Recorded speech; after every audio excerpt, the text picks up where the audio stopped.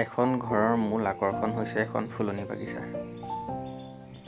এয়া দেখিছেনে কিমান ধুনীয়া ধুনীয়াকৈ ফুল ৰুই থৈছে টাবত। এয়া আমাৰ পেহীহঁতৰ আইতাৰ কাম। আইতাই ফুল ৰুই খুব ভাল পায়। ক'ৰবাত ফুৰিবলৈ গ'লেও ফুলৰ কালেকশ্যন কৰি আনে, এনেধৰণে টাবত ৰুই থয়। বহুত ধৰণৰ ফুল আছে আইতাৰ ওচৰত। আইতাই খুব যতন লয়। এইখন হৈছে গোলাঘাট নাৰ্ছিং হোম, গোলাঘাটৰ। কেতিয়াবা আপোনালোক আহিছে চাগৈ ইয়ালৈ। ট্ৰিটমেণ্ট ভাল হয়। এয়া বিভিন্ন ধৰণৰ ফুল, সৰুৰ পৰা ডাঙৰলৈকে। কিছুমান দেখিবলৈ ইমান ধুনীয়া। এখন ঘৰৰ মূল আকৰ্ষণ বুলি ক'লে প্ৰথমতে মনলৈ আহে এখন ফুলনি বাগিচা।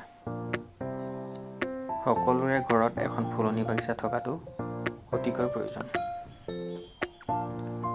এখন ফুলনি বাগিচা দেখিলে আপোনালোকৰ মনবোৰ কেনেকুৱা লাগে নাজানো, কিন্তু মোৰ মনটো বহুত ভাল লাগে। ৰঙা নীলা ফুল দেখিলেই মনটো ভাল লাগি যায়। বগা ফুল, গুলপীয়া ফুল,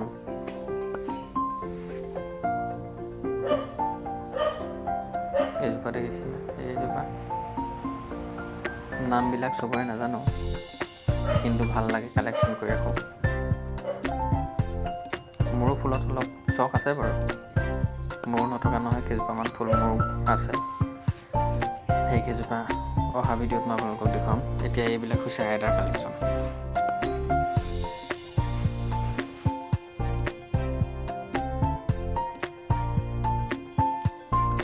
আপোনালোকৰো ভালেই লাগে চাগে নিশ্চয় ফুল ৰুই, ফুল প্ৰতিপাল কৰি।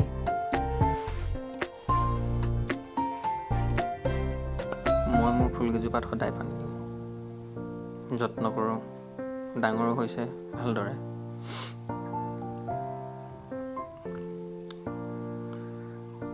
পাৰিলে কেতিয়াবা ফুল ৰুই চাবচোন। ফুলৰ যত্ন কৰি মনটো কিমান ভাল লাগে।